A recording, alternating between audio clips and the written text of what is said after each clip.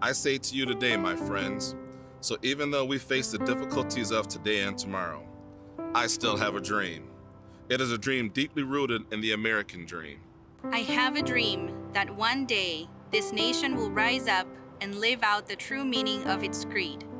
We hold these truths to be self-evident that all men are created equal. I have a dream that one day on the red hills of Georgia, the sons of former slaves and the sons of former slave owners will be able to sit down together at the table of brotherhood. I have a dream that one day, even the state of Mississippi, a state sweltering with the heat of injustice, sweltering with the heat of oppression, will be transformed into an oasis of freedom and justice. I have a dream that my 4 little children will one day live in a nation where they will not be judged by the color of their skin, but by the content of the character. I have a dream today.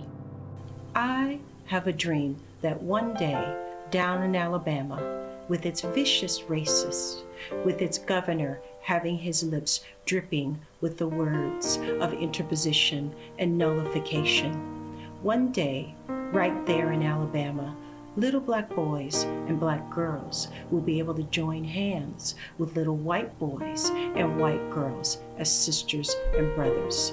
I have a dream today. I have a dream that one day every valley shall be exalted, every hill and mountain shall be made low. The rough places will be made plain, and the crooked places will be made straight. And the glory of the Lord shall be revealed, and all flesh shall see it together. This is our hope. This is the faith that I go back to the South with. With this faith, we will be able to hew out of the mountain of despair a stone of hope. It is with this faith that we are able to transform the jangling discords of our nation into a beautiful symphony of brotherhood. With this faith, we will be able to work together, to pray together, to struggle together, to go to jail together, stand up for freedom together, knowing one day we will be free. This will be the day when all of God's children will be able to sing with a new meaning. My country, 'tis of thee, sweet land of liberty, of thee I sing. Land where my fathers died, land of the pilgrim's pride, from every mountainside, let freedom ring. And if America is to be a great nation, this must become true. So let freedom ring from the prodigious hilltops of New Hampshire. Let freedom ring from the mighty mountains of New York. Let freedom ring from the heightening Alleghanies of Pennsylvania. Let freedom ring from the snow-capped Rockies of Colorado. Let freedom ring from the curvaceous slopes of California. But not only that, let freedom ring from Stone Mountain of Georgia. Let freedom ring from Lookout Mountain of Tennessee. Let freedom ring from every hill and molehill in Mississippi. From every mountainside, let freedom ring. And when this happens, and when we allow freedom to ring, when we let it ring from every village and every hamlet, from every state and every city, we will be able to speed up that day when all God's children, black men and white men, Jews and Gentiles, Protestants and Catholics, will be able to join hands and sing in the words of the old Negro spiritual, free at last, free at last. Thank God Almighty, we are free at last. Until just a few minutes ago, I had my script written, and I was doing okay. But all of a sudden, I wasn't doing okay. I was feeling quite emotional because I was going to stand here today as we have our 5th annual MLK Day March. And this will be my last march with Rio Salado College as I prepare to retire in a few months from now. I knew exactly what I was going to say. Now I'm not quite so certain. So if you don't mind, if you bear with me. When I was 10 years old, I watched the television as I saw the face of this black man flashing across the screen. He seemed bigger than life as all these people cried and mourned, and they were so distraught that this man had been assassinated. I didn't know Dr. King, and I was barely aware of his work and his purpose and his meaning. But it must have been powerful because as I watched on TV, there were not just black folks crying. There were black folks, white folks hugging and crying and trying to understand why this moment in time had happened. Why this man, this brilliant black man, this brilliant reverend who had the most remarkable oratory skills was cut down in the prime of his life, leaving a wife and 3 little children. I didn't get it, but I knew something happened that day, and my parents, my community would never be the same again. Then I went to school as they started the desegregation, and I learned that little white kids were not going to be able to go to school with some of the black kids because they were closing these schools in Virginia because these parents refused to let their children be in the same classroom as black kids. I still didn't quite get it. Then in middle school, I sat behind a little white girl who told me that God cursed black people. I had never heard that in my life. Not in my community did I feel that way. I couldn't understand because every Sunday I went to church. We used to sing, Jesus loves the little children, all the children of the world. Red and yellow, black and white, they are precious in his sight. Jesus loves the little children of the world. From that moment forward, I wish I could have marched with Dr. King. I wanted to be able to get in there with this fiery energy, this passion to march, to change the consciousness of people that I am equal. I am somebody. I'm just as good as you are. I'm just as smart as you are. I wanted to get out there and march. I wanted to change the minds of people to let them know that your thoughts of me are wrong. The color of my skin doesn't make me less than who I am. I wanted to march. In 2018, Dr. Shelley Dennis came to me after the shooting at the synagogue in Pittsburgh. And there I was, fired up at Rio Salado College. I wanted to march. The Rio Salado community, we came together. We had a third of this room. It was packed. There were people standing all around and in the hallways. They wanted to hear what their colleagues had to say about Dr. Martin Luther King and how he impacted their lives. There were tears everywhere. And every year we continued to be touched by the remarks and the narratives of our colleagues. And then we march. We march because the work is not over. We march because there's so much yet to do. We march because injustices still exist. We march because racism is alive.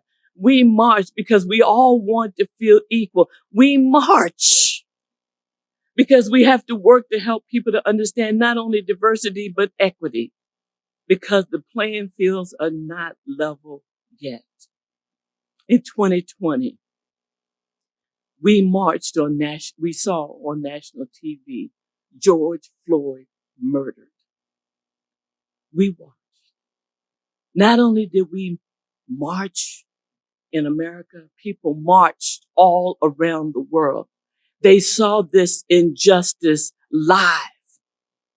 They couldn't believe it on a whole lot of days when blacks used to say that unarmed blacks are being killed unjustly and There's no justice here and there's no justice there. The healthcare systems are not fair to everybody. People didn't believe it, but they watched it with their own two eyes. This murder on national TV. Not too long ago, Tyree Nichols was beaten and killed in police custody. Another young Black man. Just earlier this week, we saw the mass shooting in the Asian community in Monterey, California. There's work to be done. We shouldn't have any education deserts where our First Nation of people, our indigenous, our natives, can't get access to a fair education. We should not have to work so hard to make sure that our students, regardless of their race, their color, their skin, their religion, or their abilities, can't get a fair education. We should not be still there today. But we're here. We're here. And because we're here, we're going to march. And we're going to keep marching. No, we're not on national TV. But we're in a little small college in Tempe, Arizona. And we're doing big things here. We're doing big things as we're making changes to our policies and our curriculum. We're doing big things. We're not perfect. Some of these biases and areas of opportunity are in our backyards, folks. So I'm not trying to make us be what we're not. But we're on a pathway to change so that our faculty and our administrators look like the students that we serve. We're on a pathway to change the world. And one day, I have a dream. I don't have Dr. Martin Luther King's dream, but I have my own dream that one day Rio Salado College will be the social justice institution that they strive to be. That is my dream. And now, on this day in January of 2023, when this program ends, I'm going to march. I'm going to march with you, my real family. I'm going to march with our guests, our distinguished guests. I'm going to march with each and one of you in my heart and the students in my heart, because this is going to be this last passionate march for me, because I love you and I wish I could be with you always, but it is time for me to retire. And I thank you for the honor to be here today.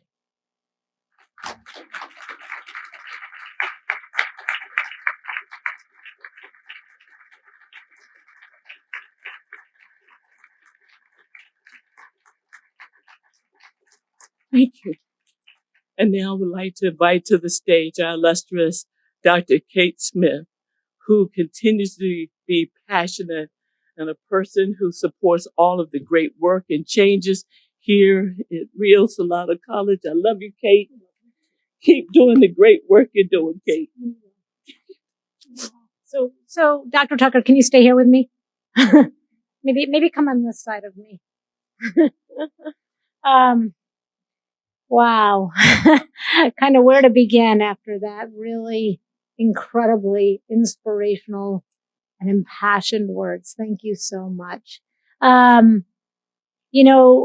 Colleagues, friends, honored guests, as we come together today to recognize and celebrate the life, the commitment, the legacy, and the scholarship of Dr. Martin Luther King Jr., our theme today is love in action.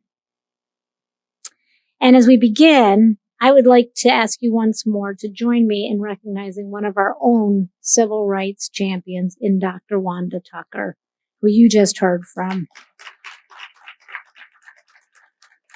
Stay here.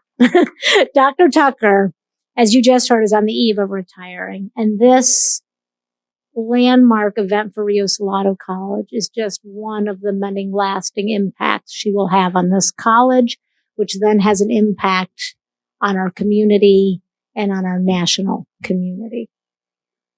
The ripple effect goes on and on and on, Dr. Tucker. Wanda, you've embodied and been a model of love and action at all of your time at Rio Salado College. You have given voice to very important and sometimes very difficult issues. And you've always done it with grace, with kindness, and with compassion. You've led bold initiatives, starting our Domestic Violence Month, starting this event, the study of imagery on males learning.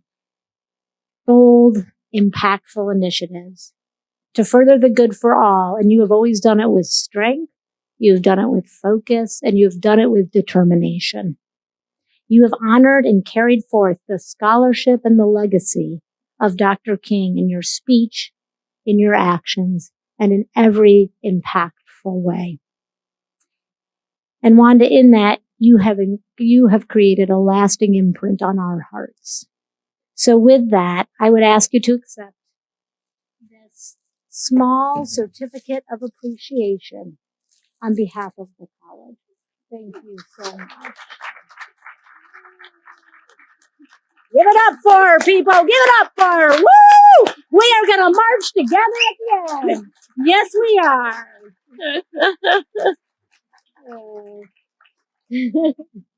I think that goes with it.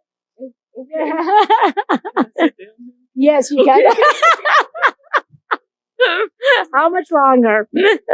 All right. Well, with that, I really, truly thank all of you who are here in person, in attendance. It's wonderful to see you. It's wonderful to be together. And for those of you who are joining us online, thank you so much for being a part of this very, very special recognition, celebration, and time together to really envision what it is to put love in action for change and for the betterment of all. With that, I do want to thank a couple of our esteemed guests today. First, our keynote speaker, City of Tempe Council member and Tempe School Board member, Ms. Berdetta Hodge. You all, you are in for a treat. Berdetta, just thank you for being here. Thank you for spending time with us today. Thank you for your partnership. Thank you for being just an unparalleled leader. We so appreciate you. And I am proud to call you colleague, partner, and friend. So thank you so much. Mwah. And next, I also want to thank Ms. Mariah Moon, the CEO of the New Life Center. Mariah, I talk about you. I don't know that you know this. I talk about you a lot, actually, because it's incredible what you've done with that New Life Center and the mindset and the freedom, and really, you really embody really the integrity and the spirit of Martin Luther King in the work that you do. And so thank you. It really is an honor and a privilege to be a partner with you. Thank you so much, Mariah. I'd also like Miss Zoe Bell to stand. She is going to be our MC, and she's one of our student leaders today. Zoe, we so appreciate you and are so grateful for you. And then, of course, another speaker, Mr. Cordero Holmes, hometown favorite at Rio, who is just changing the world with every single conversation he has and every single life he touches, truly making a difference, and then raising a beautiful family, all of it together. So thank you so much, Cordero. Always an honor. And then, of course, we want to thank Auxiliary Services, wherever you all are. Thank you so much. You make all of this happen. You're an amazing team. We appreciate you. And then, of course, our DEIB committee for helping bring today together. And then for the contributions, especially, let's call out Christina Boylard, Dr. Floyd Harden, Michelle Reese, Marissa Tarango, you guys should be waving, Kirsten Thomas, and of course, our beloved Dr. Wanda Tucker. You all have done an amazing, outstanding job. Thank you so much for pulling this together. And I really wanted to say to really share, but honestly, Dr. Tucker, that was just so moving, so powerful. I think I'd rather just let us sit with your words today. So with that, thank you. Dr. Floyd Harden, please come up. Our Officer for Equity and College Relations, please join us at the stage.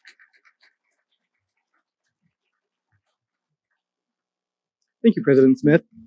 Unlike Dr. Tucker, I just wrote my speech. But always shame the devil, tell the truth, shame the devil.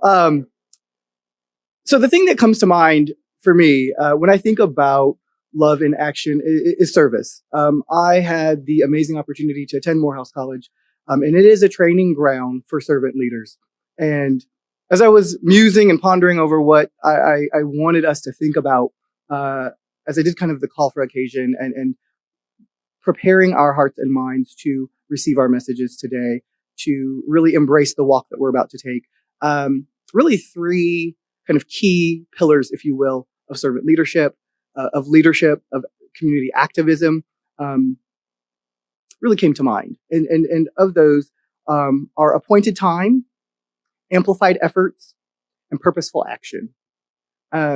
So often when I am scrambling to write a speech or having to provide words of wisdom, there are two documents that I typically go back to all the time. If you have not yet had an opportunity, I would definitely encourage you to read Dr. Martin Luther King's letter from a Birmingham jail, in that it is probably one of the most prolific writings that talk about time and place and space. And what I would encourage you all to do as you think about today is, let's not think of MLK as some iconic figure in the distance who's passed, but let's remember his teachings and understand how they apply still yet today. And Letters from a Birmingham Jail does that. It transcends time, transcends space. And then the second piece of literature that I always refer back to is I Have Only Just a Minute by Dr. Benjamin E. Mays. At Morehouse College, we're taught the importance of time and taught that it is not infinite, and what you do with your time is of the utmost importance. And so appointed time, amplified efforts, and purposeful action. And very similar to President Kate, Dr. Wanda, your message was so poignant. And I think that it is important that as we understand that folks are still being murdered today, injustices are still happening, that we recognize that we call it out, because when we can name the shame, it no longer has power over us. And so that injustice anywhere is a threat to justice everywhere. I think one of the most important things that when you read Letters from a Birmingham Jail, you will understand that we have to maintain just the cognizance that no matter how different, seemingly different, our communities that we come from, our experiences, our culture, that we're always interconnected, and that the sum is greater than any of its individual parts. So as we think about amplified effort, knowing what we know together, what can we do together? And so with that, I would just like to leave us with purposeful action. You know, action is what leads to transformation. And it is action in the support of others who have had different lived experiences, which defines advocacy. It is action that promotes healing when injustice has suffered, which defines atonement. And it is action that causes shifting in perspective, which defines allyship. And so as I leave you all today, I leave you with this charge that we strive into today's theme of honoring the legacy and really living in love in action. So when you see something, do something. When you see injustice, run to make it fair. When you hear slander, I urge you to shout the truth. When you see wrong, stand up for what is right. And when the experience is pain, I challenge you to personify healing. And when you see, experience, or feel hate, endeavor only to become love. For as MLK shares with us, darkness cannot drive out darkness. Only light can do that. Hate cannot drive out hate. Only love can do that. And so let us prepare for direct action and shy away from becoming perpetrators of broken promises.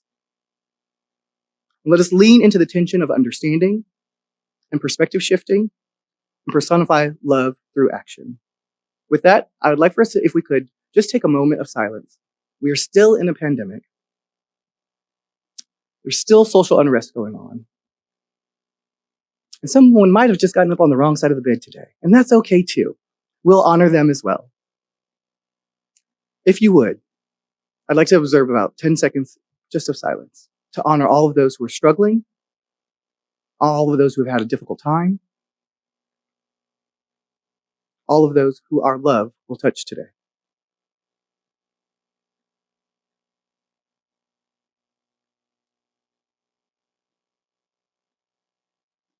Thank you. When I say love, you say action. Love. Love. Love. All right. Thank you all. Thank you all.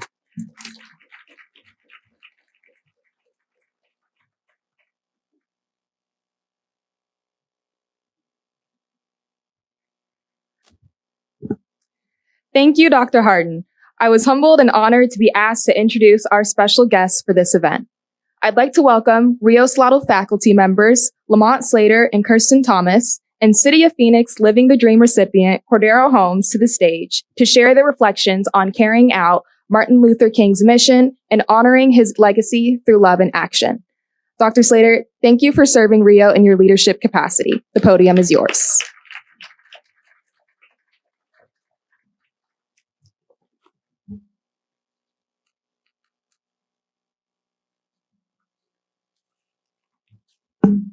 Thank you, Zoe. I appreciate it.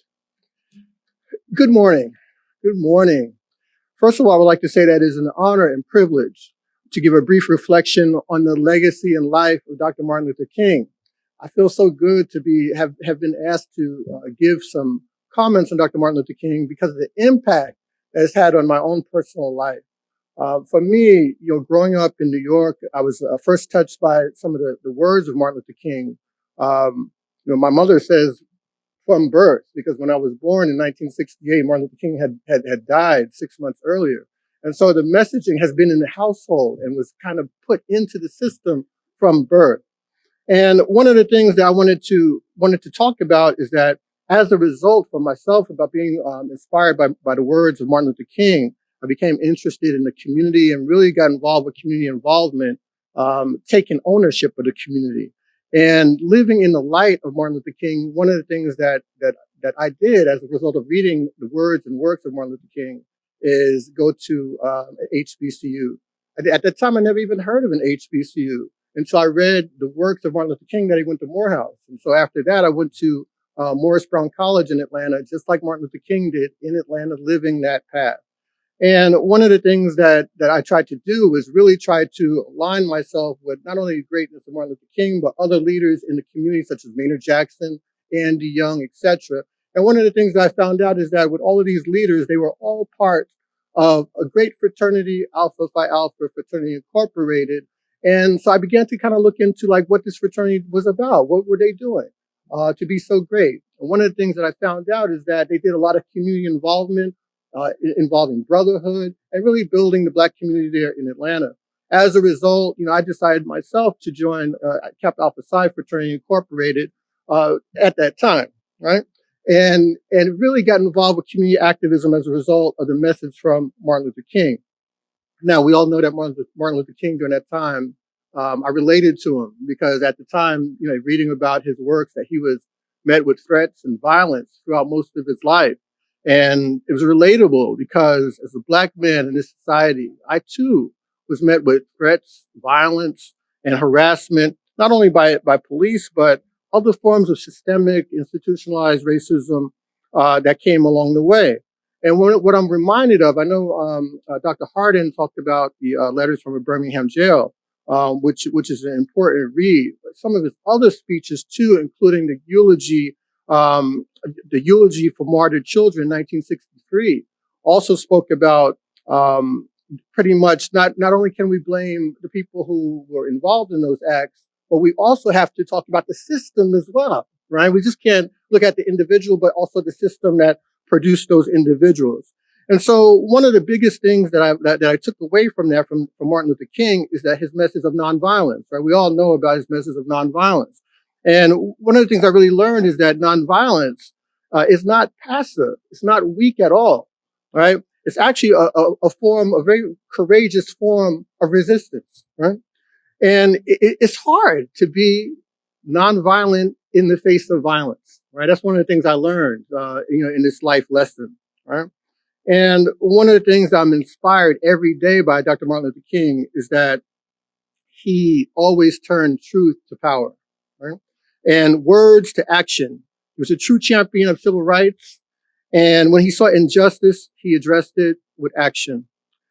Finally, it was mentioned already that, we cannot take Martin Luther King's words and just kind of, watch it on YouTube or just have it locked into a textbook. We have to put it to action.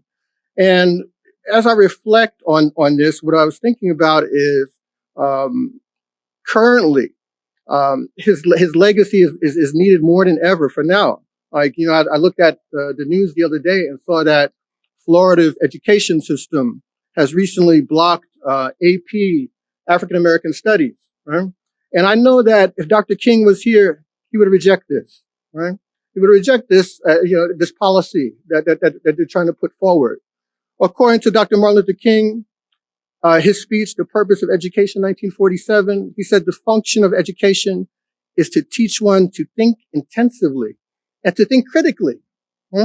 So we must use these words to challenge those that want to make teaching of African American studies and history a political talking point. We can't have that anymore, right? And one of the things that I keep going to is that when I was a college student 30 years ago on campus of Morris Brown College, they didn't have African American studies. And so as students, we chained ourselves to the administration building and said, you're going to give us African American studies.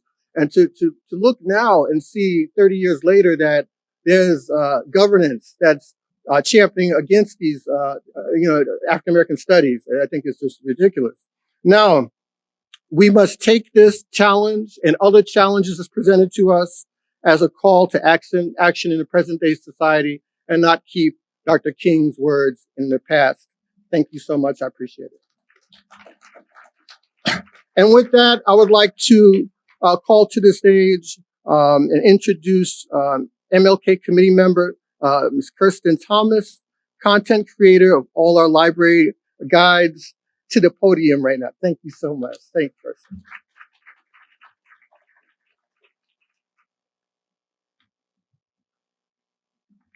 Hi, everyone. I'm so honored and grateful to be a part of this celebration today. Very moved by your words, Wanda. I'd like to share what MLK means to me through a story. So it's kind of a remarkable thing that happened. I think it bears repeating, so I'm gonna share that today. So let me go ahead and set the stage for what happened.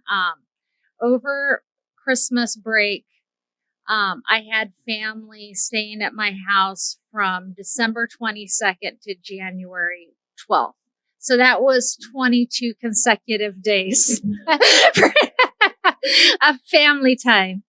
And, it began with my grown kids coming in and staying, and that was fun and, great. And it was exciting, and all the meal planning, and let's go here, let's go there, let's get those last presents wrapped, all that, is good stuff. But by the first of the year, I was ready for it to be over and I want to go on. But my husband's two brothers were going to fly in each from a different state. And they were coming to visit us for a week, and more importantly, to spend some time with their 92-year-old father and visit him. So this was towards the end of the first week of January when they showed up. I'm going to flash forward to the point where sibling number one is getting ready to leave. My husband had to work, so I was going to have to take him to the airport at about 11, and it was 8 o'clock, and he was sitting in on his phone, and I was thinking, doing the time differential, he's going to take one last visit to Grandpa, right? He's 92, and there's 3 hours, and of course he's going to want to go do that. And so I walked out to the living room, and I said, "Hey, you want to take my car to go see Grandpa, right?" And he says, "No, I think I'm going to check some work emails and do that instead." And I walked into the kitchen, and this was after, the not being able to sleep in the spare bedroom with my husband snoring. And it was tiptoeing into the kitchen for just hoping to have that 5 minutes of solitude. So I wasn't in a service-minded frame of mind. I went back into the kitchen and I thought to myself, this might be his last opportunity, and why isn't he going? And how horrible it would be if it was. And then I thought to myself, maybe the reason that he doesn't want to go is because he knows on some level that this may be the last time that he's going to get to see his dad. And maybe he needs like a buffer person to go with him. And so we had Chinese food the night before, and there was a fortune cookie sitting on the counter. And I looked at that fortune cookie, and then I looked up and I said, God, I'll do whatever it says on that fortune cookie. But it better be a strong message because I'm tired. And I went over there and I cracked it open. And it said, the time is always right to do what is right. The time is always right to do what is right. So I walked back in the living room. I didn't just right away. I took a deep breath and let that settle in for a second. I let it settle in. And then I walked in and I said, hey, Bill, what about if we go see your grandpa, together and have a visit, and I'll take you to the airport. And he said, that sounds like a great idea. And we went, and it was a great idea. And it felt good to do the thing that's right. It did feel good. And I came home and I looked for that fortune cookie, and I put it in my little book of cosmic significance, sayings, and little things. I taped it. I didn't know who said it, but I put it in my book because this is where I add all the things that mean anything to me. And I taped it in there. And that was that. Flash forward to January 16th. This is MLK Day. It's the march. And I've done the march with my friends. It's over. And we're walking out. And it culminates at this park. And there's vendors, and there's just all this activity and food and festivities. And I'm walking to leave when it's all over. And I see this shirt hanging from one of the vendors. And it's Martin Luther King that said, the time is always right to do what is right. And I just got the chills. I really did. And I could, I've studied his life, and I could say all the things about him that we say, that he was a visionary, that he was brilliant, that he was a leader, that he was willing to, pay the ultimate price to bend that long arc of the moral universe towards justice. I could say those things, but in that moment, his words made me be better than I wanted to be, and probably better than I am. And it stuck with me, and I wanted to honor him by telling you guys that story. And thank you for letting me share that. And I'm going to go ahead and turn it over now to the man who needs no introduction, our 2022 Rio graduate, Cordero Holmes. You have to say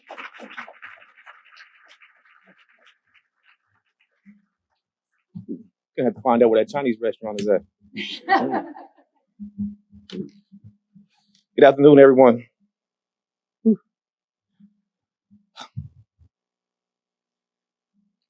Reflecting on the life and the legacy of the Reverend Dr. Martin Luther King Jr., I think of how he inspired people from all over the world then and now through the various actions he took during his lifetime. Carrying out Dr. King's mission and honoring his legacy can be done through a variety of actions.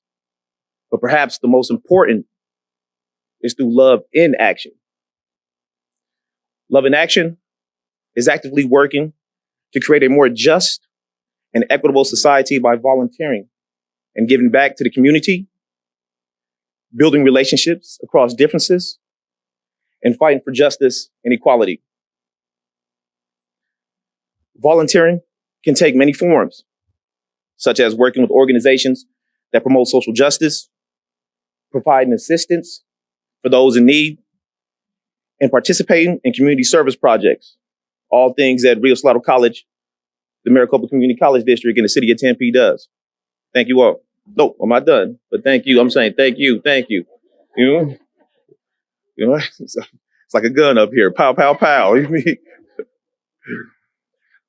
Fostering connections despite diversity in race, gender, economic status, sexuality, education, and culture is also crucial as it helps to break down barriers and promote understanding and empathy.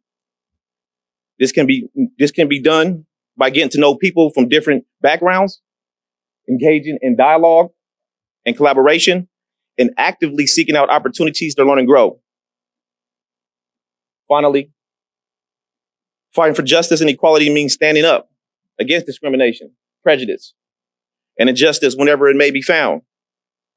This might involve speaking out against hate speech, volunteering to support marginalized groups, or participating in peaceful protests and demonstrations. In short, because I followed the email and the memo, everybody been up here talking. I should have wrote some more. But in short,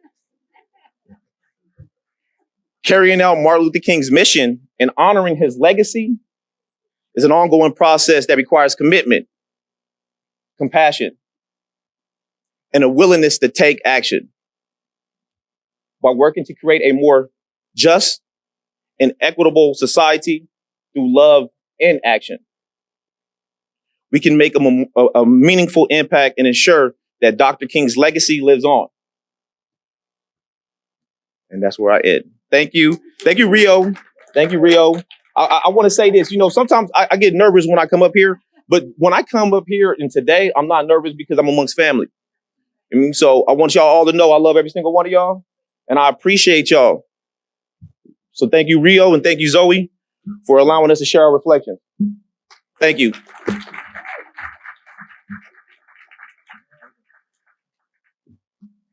Thank you, everyone, for taking the time to share your experiences and reflections with us today. You may return to your seats. It is truly inspiring to hear your contributions to the community. So thank you one last time. Now I am honored to introduce a cherished member of the Tempe community, Miss Berdetta Hodge. Miss Hodge is a lifelong resident of Tempe. She's a proud graduate of Tempe High School and Arizona State University's W.P. Carey College of Business. She raised her two sons in Tempe. She has led numerous Tempe charities and has been a lifelong contributor to this city through public service. In 2016, she made history, becoming the first African-American woman to elected public office in Tempe. Today, she continues to serve on the Tempe Union High School District Governing Board. In March 2022, she became the first African-American woman to ever be elected to the Tempe City Council. Throughout her life, she has continuously demonstrated her passion for community building, improving the lives of others, and bringing people from all different backgrounds together. She is honored to bring and share these passions here with us today. Ms. Hodge, I welcome you to the podium.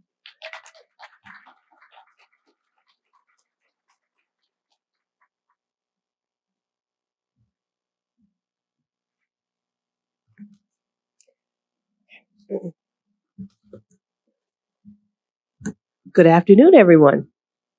Oh, come on. We got to get started. Good afternoon, everyone. All right. So I want to start off by telling you guys, I'm a storyteller, okay? So I like to bring you into my stories with me. So I'm going to start off by they gave me a beautiful introduction, but I'm going to tell you a little bit more about myself that is not in that introduction. Okay? So as I said, she told you, I am a Tempean. I'm lead Tempe. I love it. But I didn't always have the best come up in Tempe. I started off when I first had my two children. I started off on Section 8. So, I came from a place that I needed the system that now I'm overseeing the system. So,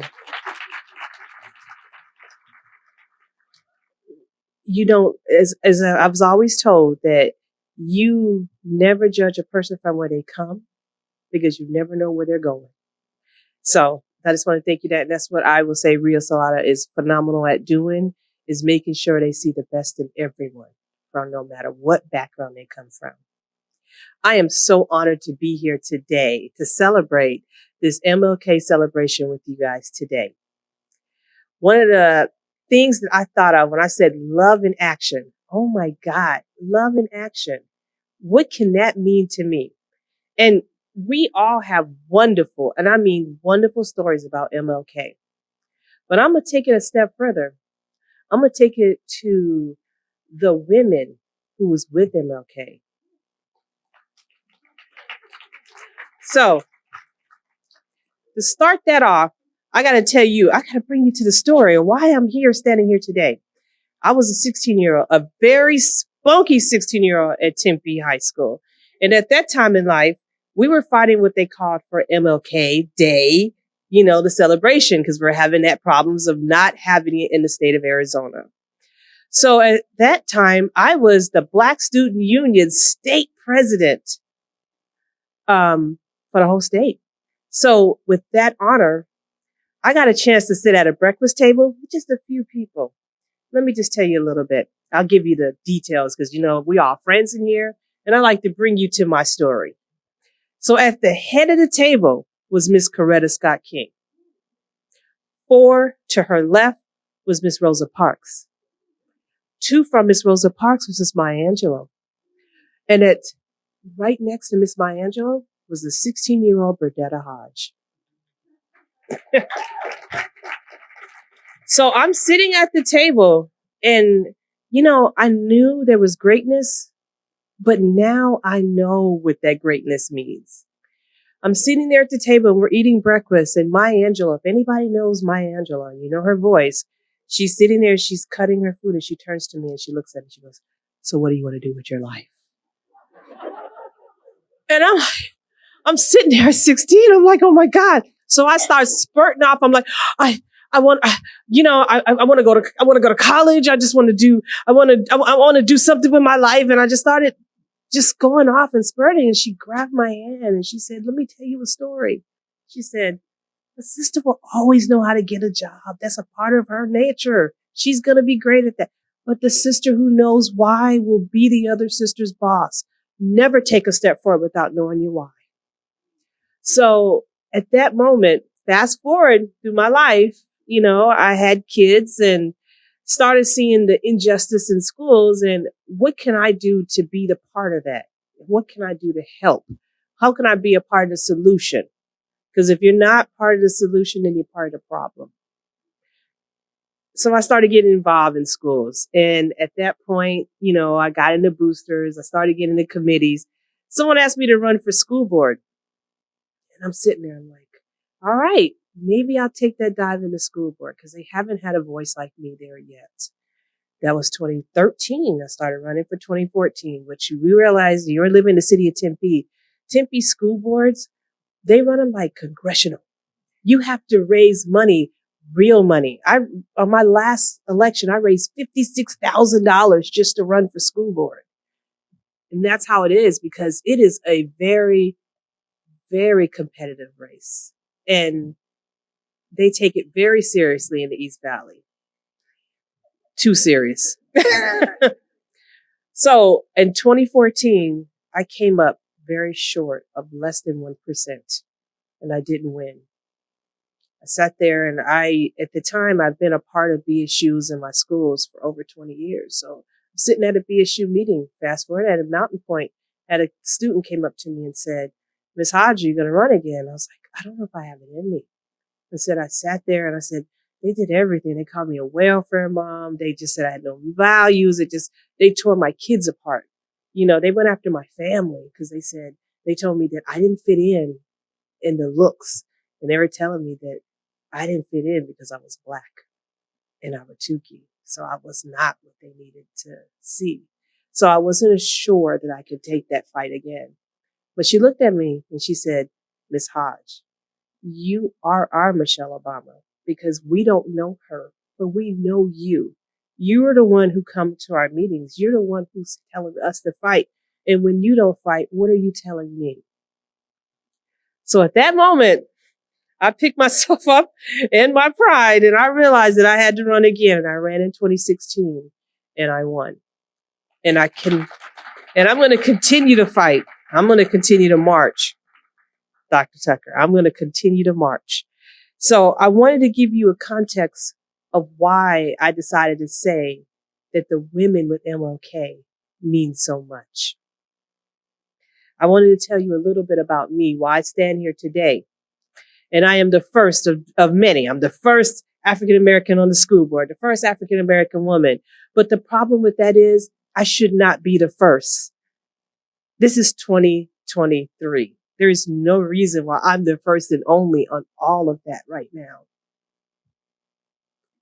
So to get to the point of what I'm saying is I want to get back to the reason why I say when I think about love in action, I think about the women in action. Because MLK, he did phenomenal things. He was an inspirational speaker. He was a motivator. He is a he has changed people's lives for years and years to come. But he wouldn't have been there if he didn't have the mother he had behind him. Can I say that again? We're all friends. We all friends. Can I say that again? That we would not be where we're at. We would not be where we're at if he didn't have the mother that he had behind him. No one mentions that mother. No one mentions that she was the one instilled in him humanity from the day he was born. No one talks about that.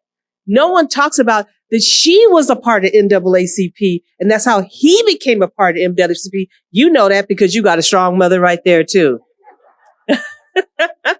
Yes. So let me just get into it.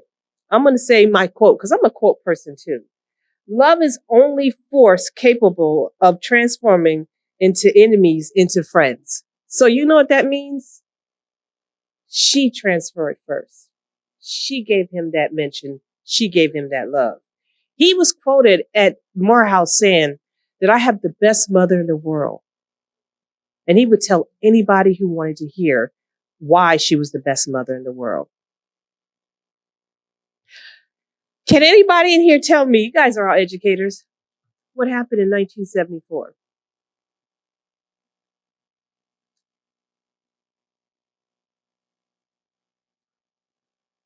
She wasn't just killed, she was assassinated. She was assassinated in 1974. She was assassinated sitting at the organ in church playing the organ in 1974.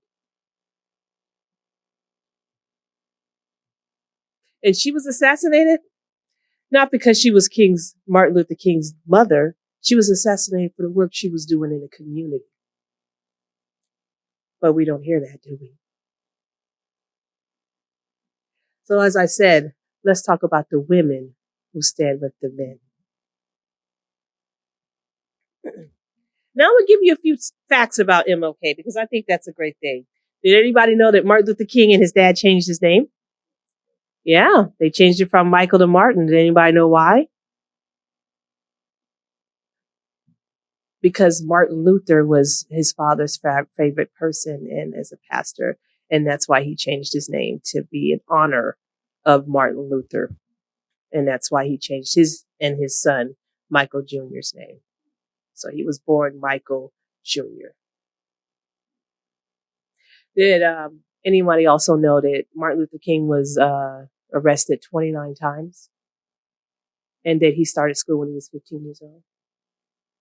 But did anybody also know that his mother was the reason why he started school at 15 years old?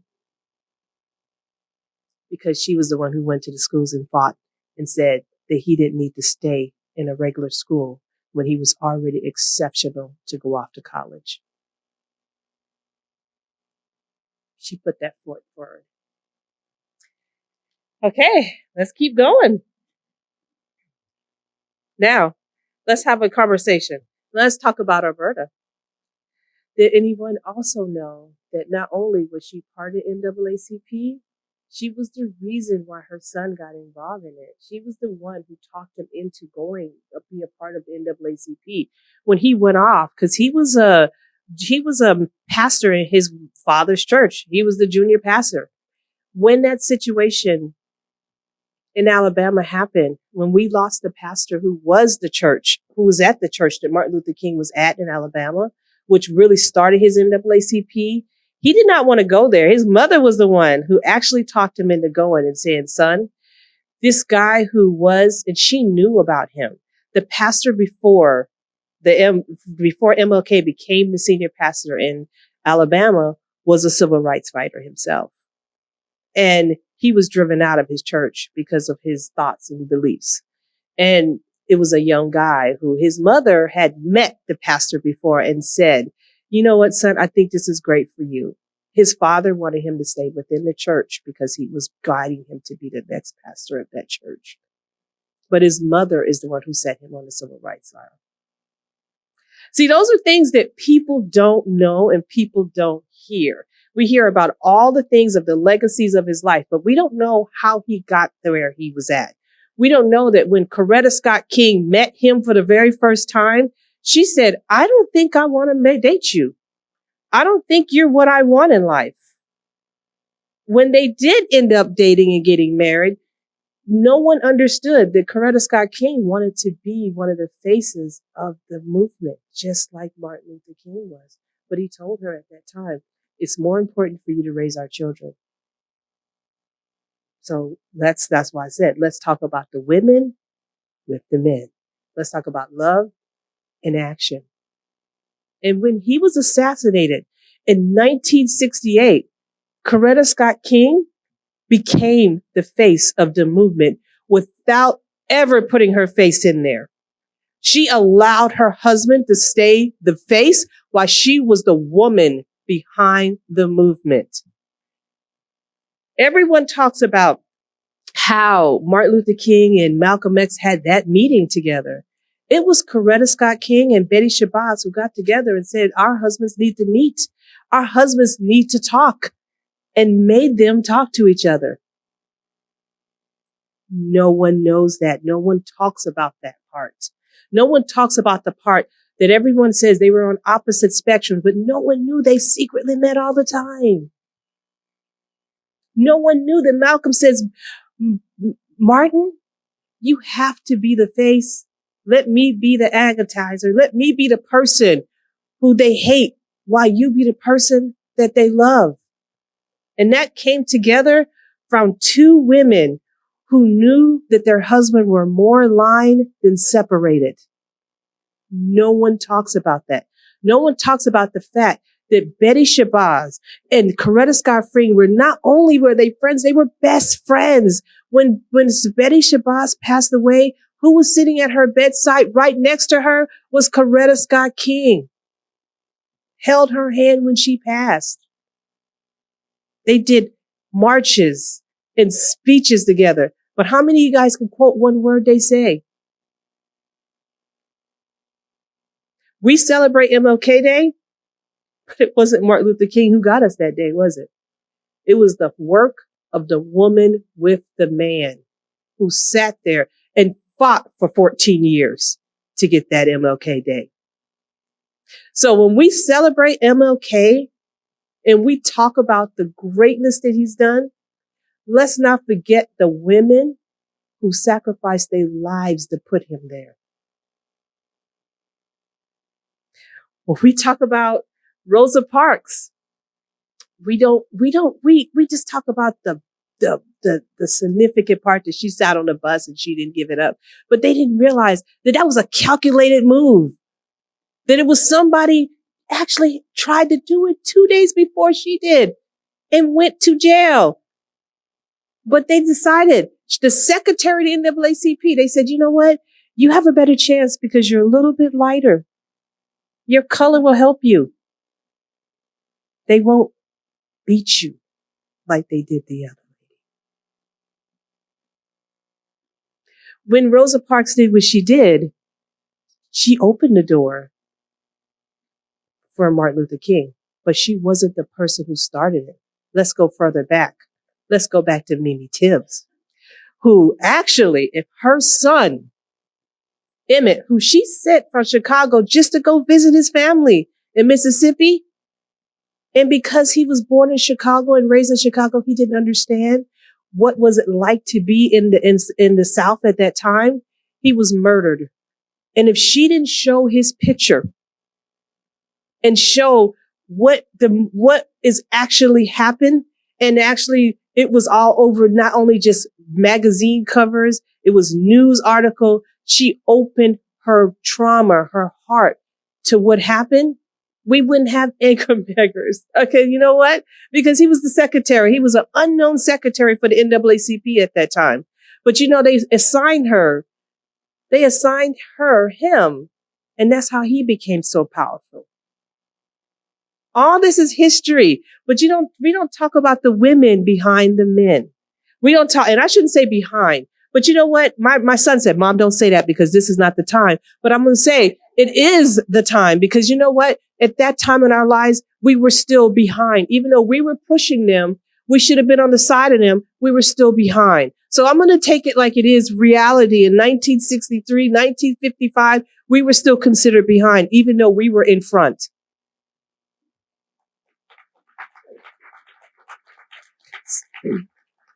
I love history. So I like to learn the history that people don't talk about. I like to learn the part that, you know, you see the dramatic pictures, but you see when Mamie met Malcolm, you know, she cried, not Malcolm, I'm so sorry, Martin. She didn't cry because it was Martin Luther King. She cried because she said, that would have been my son. My son had that energy.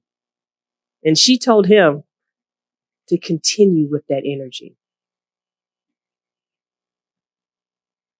So as I say, as women, and I told Dr. Tucker this, I said, I stand on your shoulders.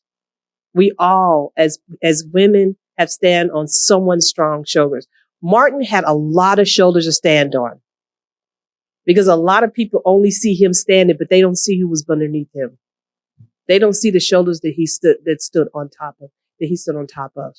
They don't understand that everything he's done is the reason why we had John Lewis and we had Jesse Jackson. They were all part of the movement. But you know, if his mother didn't instill that in him at the age of 12 and 11 years old, would we have had Martin Luther King? If Coretta Scott wasn't there at night to tell him, you can do this, and all the things, we talk about all the greatness of him, but we don't talk about the things that the suffering, the fact that as much as I love MLK, I do, but I also got to remember that he was also a man, that he cheated on her many times, that he had an alcohol problem. We don't talk about those things, but we have to talk about it because it also fits into his story. It's also the reason why I say Coretta Scott was so strong, because when he came weak, she became stronger. We don't talk about those things, that when he would do all the things, she would be out there helping him write his speeches. The beautiful speeches that he wrote, some of them were written by her. No one knows that part, but everybody will give the credit to MLK, but they don't see that he was a team. And you know, as I want to tell you, as right now, when we celebrate MLK Day, we need to start celebrating MLK Day for all the people who helped and contributed in his life. From his mother, Martha, to his wife, Coretta, to his daughters, Yolanda, to the day she passed away, and to Bernice that she's doing right now. But those are women that we don't hear about enough of. So when you go out there today, and especially when you see a Black woman, you just think about all the steps she had to get to where she's at today, because our lives are not easy. When I won my election in 2022, someone walked up to me and said, well, Berdetta, I'm so happy for you. Now you can take your braids out because you're done running. So you know what I did? I made my braids longer.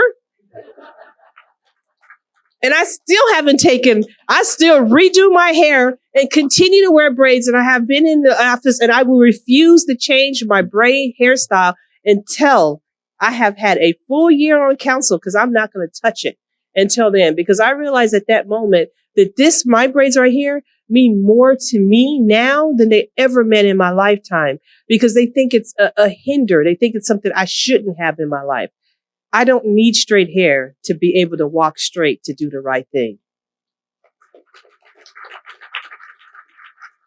So, in closing, I don't want you guys to think that this was a negative conversation, or I think it's a positive conversation, but I just want you guys to understand, when you talk about love in action, just remember, when we talk about MLK, think about all the women who's with him in his lifetime to help him to be the person he is.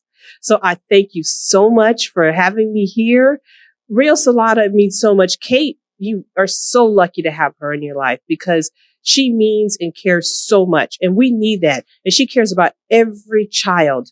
It doesn't matter about race. It doesn't matter about diversity. It doesn't matter about where their background, where they're going, or where they're coming. It all matters that she wants to help them to get there. And I thank you all for that. I thank you, Dr. Harding, for where you're at. I thank you, Dr. Tucker, for all the time you have put into this. And you know what? You may be walking away, but honey, we're not walking away from you, because if we need you, we're going to find you, because I'm getting your number before I leave today.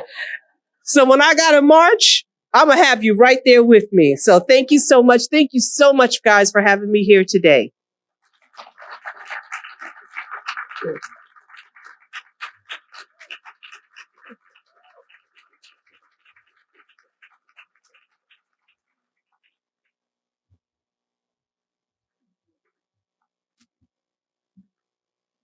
Thank you, Councilmember Hodge. You are an excellent leader and role model.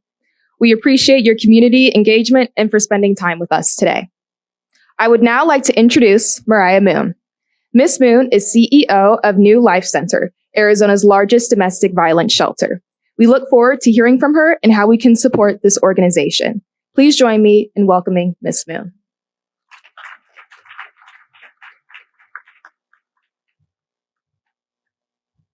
Man, I'm feeling really humbled right now in the voice of messages. So thank you all so much for, spreading that word. I'm taken back a little bit. So good afternoon, everyone. Again, my name is Mariah Moon, and I am sincerely thrilled and humbled to be here today with you. I serve as the CEO of New Life Center, one of the largest domestic violence shelters in the state. And our team works hard to ensure that survivors of domestic and sexual violence are able to relive their lives. Domestic violence, family violence, and intimate partner violence is unfortunately so pervasive in our society, and a crisis that is often happening behind doors. Day in and day out, the staff at New Life Center ensures that survivors have resources needed to escape abusive relationships, while also holding the autonomy of their self-identified healing journey. At New Life Center, our core values are compassion, resilience, equity, and community. And if I could be so bold, these are some of the values that Dr. King and other leaders in the civil rights movement focus their attention to as well. Domestic violence, sexual violence, and human trafficking are serious and persistent, life-threatening criminal and public health issues that are affecting millions of people today in the United States. It's not a woman's issue. It's not a private family matter, but it's a community issue that we have to continue to respond to together. One of the greatest examples of our community partnerships is the one New Life Center has with you, our Rio Salado family. For over 3 years, you have championed our cause, sprouted awareness, collected in-kind donation for our shelter, created a partnership between our kitchen and the Rio Cafe, and now we'll spend days of service at our agency this spring. We cannot do this work alone, and I'm so thankful for your support and for the advocacy of Dr. Smith and Dr. Harding. We will continue the fight together and make sure that we serve the most vulnerable and marginalized populations in our states. And to wrap up, because I'm feeling bold today, I think the love and action, and I promise Council Member Hodge and myself did not prepare these speeches together, but I am just taken back by my reflection of self-love, that action of self-love, and to make sure that rest, and especially our bodies resting, is part of our social justice movement. All bodies need to rest, and specifically female Black bodies have not been able to rest. And as you heard today, we are constantly working. This work is really, really hard. We have a lot of stress, and we have to put forth rest within our social justice work and within our action. Dr. Harding heard on Tuesday my call to action for my own rest. And I'm going to say, instead of closing your ears, bosses, I'm going to say open your ears, because I told my board of directors this week that I needed to rest, that I was exhausted, and that I refused to be the martyr of anyone, and that I needed to prioritize myself, my boys, and then the agency.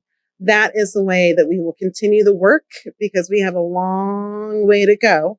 We have to make sure that we are taking time of being reflective, resting, knitting, like I shared before, and just being with ourselves, because we have a lot of work ahead of us. Thank you.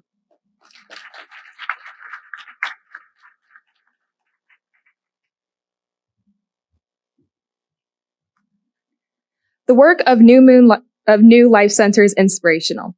Thank you, Ms. Moon. To continue our message of love and action, I would like to invite Rio Salado MLK committee member Michelle Reese to the stage to share a poem called Life, written by the National Youth Poet Laureate, Amanda Gorman. Welcome, Michelle.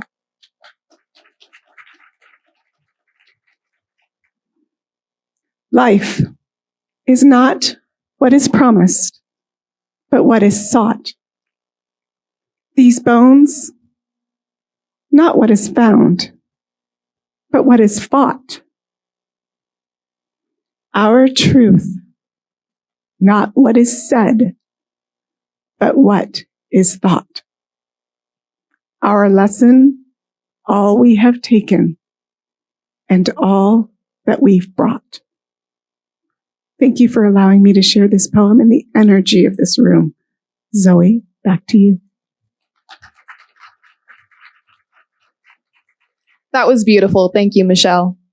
We have come to the conclusion of today's MLK kickoff celebration, and we'll begin preparing for our tribute march around the college to the amphitheater. That means it is time to say goodbye to all of you tuning in via live our YouTube channel. Thank you for joining us. We are grateful you took the time to take part and hope you will continue the dialogue and find ways to serve with love. We also want to thank our amazing presenters, including keynote speaker, Tempe Council member Berdetta Hodge, and our other guests for sharing their inspirational words. On behalf of Rio Salado College, I thank you for joining us in this all-important event and celebrating MLK with us today.